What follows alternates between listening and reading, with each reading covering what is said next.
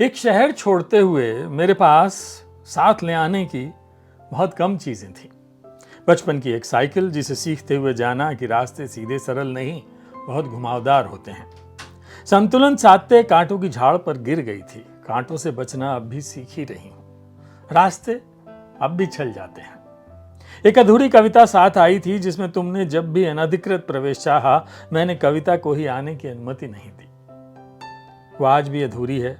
कुछ रंग बिरंगी पेंसिल जो तमाम असुंदर के बीच सुंदर सहेजने का मेरा दुस्साहस है। एक शहर छोड़ते हुए मैंने अपने पैरों के तमाम निशान मिटाए ताकि उन्हें खोजते हुए कभी लौटने के बारे में सोचा नहीं जा सके। मैंने नष्ट की स्मृतियां, उनके स्याह धूसर रंग। ये बाद में जाना, स्मृति, स्वप्न, प्रेम, कोई शहर, मनुष्य या ईश्वर ही, हमें नष्ट करने का अभियोग किसी पर नहीं। कोई हमें बचा भी नहीं सकता नष्ट हो जाने से। और ये जानते हुए एक उम्र लगी नष्ट होने की चिंता से। जिस क्षण मुक्त हुई, जीवन वहीं से आरंभ हुआ था। रश्मि भारद्वाज है। सम्मुख उनका कविता संग्रह आया, मैंने उसको पढ़ना शुरू कर दिया। पढ़ते पढ़ते बस मैं पढ़ता चला गया। इतना आनंद आया कि मैं बता नहीं सकता हूँ। मुझे सबसे अच्छा ये लगा कि इन्होंने जो डेडिकेट करते हैं ना किताब को, तो इन्होंने कविता संग्रह को अपनी यात्रा के नाम समर्पित किया है। और आखिर में 3 लाइनें लिखी हैं कि ऐसे देखना जैसे यही देखना अंतिम हो, देर तक, दूर तक, वहां तक जहां दृष्टि नहीं जाती, मन जा सकता है। कितनी खूबसूरत बात है ना। तो ये सारी कविताएं हैं। सेतु प्रकाशन से कविता संग्रह आया है और बहुत तरह तरह के शेड्स हैं इन कविताओं के, लेकिन सब उनकी अपनी यात्रा है। तो उस यात्रा से उपजी हुई कविताएं हैं। तो सुनिए ट्रांस में कविता। उसने कहा समय यहां धीमा बीतेगा, चीजें रुक जाएंगी घूमना, तुम्हारा होना भी धीमा हल्का हो जाएगा। तुम बहोगी एक नई यात्रा की ओर। वो गहरे ध्यान की बात कर रहा था। थोड़ी देर बाद मैं आसमान ताकते कह रही थी, देखो आसमान अपने स्याह में कितना अकेला है। एक तारे की टिमटिम साथ नहीं।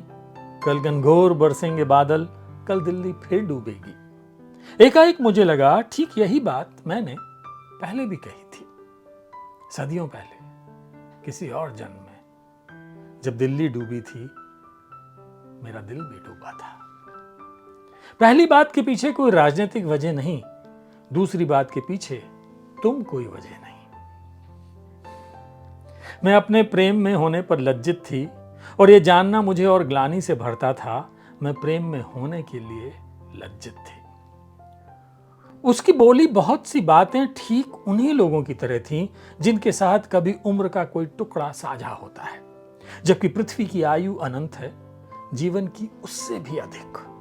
मैं कुछ और कहना चाहती थी, जैसे इन दिनों पढ़े जा रहे एक नए जापानी लेखक के बारे में, जिसकी पहली किताब बुक स्टोर में आई है।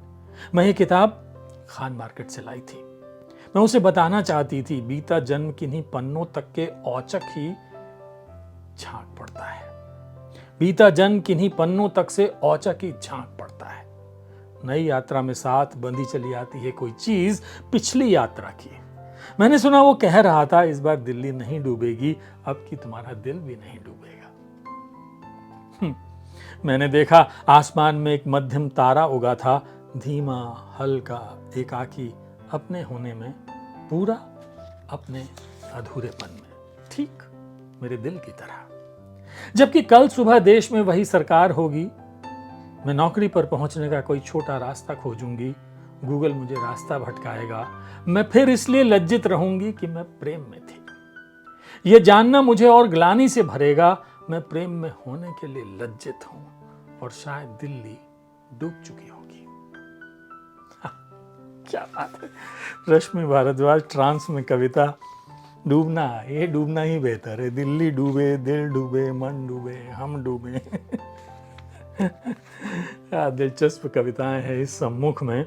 रश्मि भारद्वाज का ये कविता संग्रह है, हम सबको ज़रूर पढ़ना चाहिए इसको। एक कविता और सुना रहा हूँ। देखिए आज क्या है, मैं जब इन कविताओं को पढ़ रहा हूँ ना, तो मैं बहुत ठहर ठहर के पढ़ रहा हूँ। अमूमन मैं एक पेस के साथ कविता पढ़ता हूँ, लेकिन आज मेरा मन कर रहा है मैं बड़ा ठहर के इत्मीनान से कविता पढ़ूं। अब ये सुनिए। कितने रास्ते हैं, तुम तक पहुंचने के कितने रास्ते हैं, तुम तक पहुंचता एक भी नहीं। कितनी दूरी तय करती जाती हूं पर जाती कहीं नहीं, तुम तक तो बिल्कुल नहीं। कितनी ही दूरी तुमने तय की पर आना नहीं हुआ, मुझ तक तो बिल्कुल नहीं।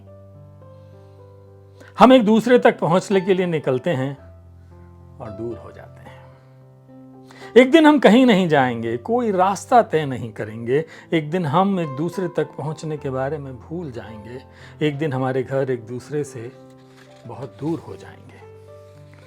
तो ये है रश्मि भारद्वाज, सम्मुख कविता संग्रह, सेतु प्रकाशन से आया है। और बड़ी प्यारी, बहुत अच्छी कविताएं हैं, जिसको हम बहुत धीरे धीरे कहते हैं ना, एक पुरानी वाइन की तरह धीरे धीरे सिप करते हुए इन कविताओं को ऐसे ही पढ़ा जाना चाहिए। तो पढ़िए और मेरे साथ चलिए, इश्क करते हैं।